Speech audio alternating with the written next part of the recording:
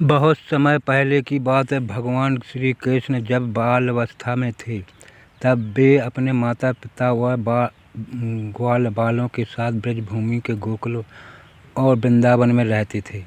उस समय ब्रज के लोग खेती और गौपालन करके अपना जीवन बिताते थे।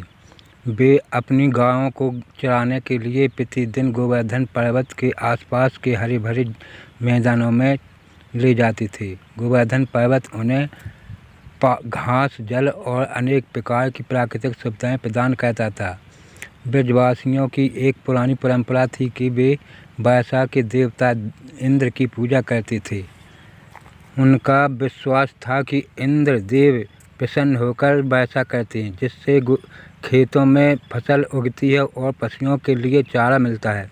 हर वर्ष बड़े उत्साह के साथ इंद्र पूजा का आयोजन किया जाता था। एक दिन श्री कृष्ण ने अपने पिता नंद बाबा से पूछा, पिताजी, यह पूजा किस लिए की जा रही है? नंद बाबा ने कहा, बेटा, यह इंद्र देव की पूजा है। ये वैसा कहते हैं इसलिए हम उनका धन्यवाद कहते हैं। श्री कृष्ण मुस्कुराए और बोले, पिताजी, हमारी गायों को चारा गोवर्धन पर्वत देता है। हमें जल नदियाँ और तालाबों से मिलता है। हम खेती करते हैं और परिश्रम करते हैं, इसलिए हमें गोवर्धन पर्वत, गौ माता और प्रकृति का सम्मान करना चाहिए। नंद बाबा और अन्य ब्रजवासी श्री कृष्ण की बात सुनकर सोचने पड़ गए।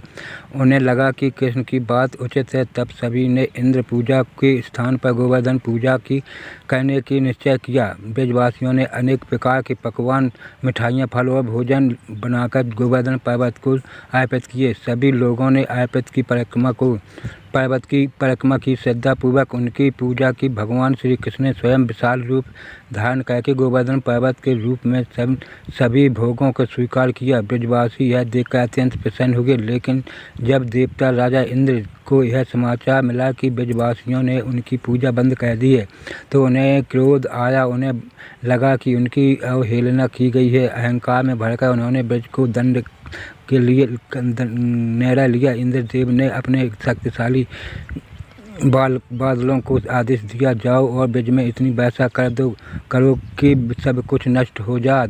इंद्र के आदेश के काले काले बादल आकाश में छा गए। तेज हवाएं चलने लगी, बिजली चमकने लगी और मूसलाधार वर्षा होने लगी। देखते ही देखते पूरे ब्रज में जल भर गया। लोग भयभीत हो गए, गायें कांपने लगीं और बच्चे रोने लगे। सभी, हमें बचाओ, यह भयंकर वर्षा सब कुछ नष्ट कर देगी। श्री कृष्ण ने कहा, डरो मत, मैं आप सभी की रक्षा करूंगा। इतना कहकर भगवान श्री कृष्ण गोवर्धन पर्वत के पास गए और अपनी बाईं हाथ की छोटी उंगली पर पूरे गोवर्धन पर्वत को उठा लिया। फिर उन्होंने सभी लोगों से कहा, आओ इस पर्वत के नीचे आश्रय लो। सभी ब्रजवासी, उनकी गाय और अन्य पशु पक्षी गोवर्धन पर्वत के नीचे आ गए।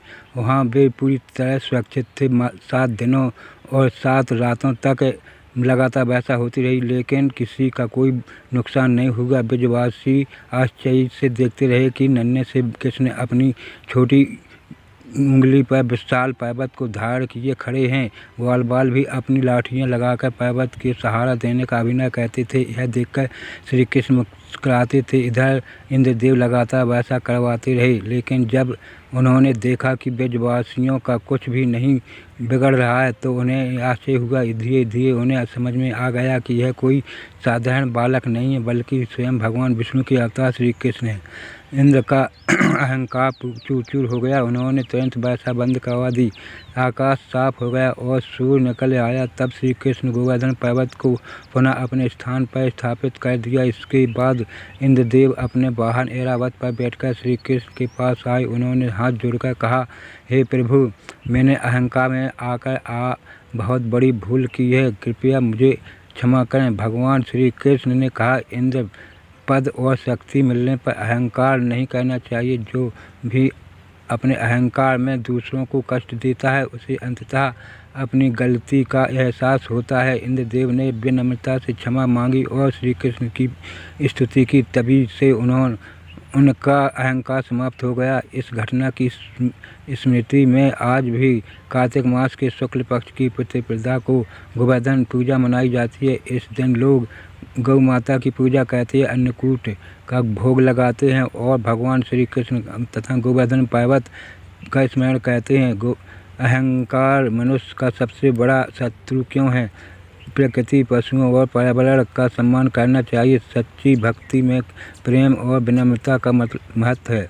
भगवान अपने भक्तों की हर संकट में रक्षा करते हैं। शक्ति व पद मिलने पर भी नम्र बने रहना चाहिए। गोवर्धन पर्वत की यह कथा हमें सिखाती है कि भगवान श्री कृष्ण सदैव अपने भक्तों के रक्षक हैं और अहंकार का अंत निश्चित है। इसलिए हमें विनम्रता, श्रद्धा और प्रेम के साथ जीवन व्यतीत करना चाहिए। दोस्तों, वीडियो अच्छा लगा हो तो वीडियो को लाइक करें व सब्सक्राइब करें।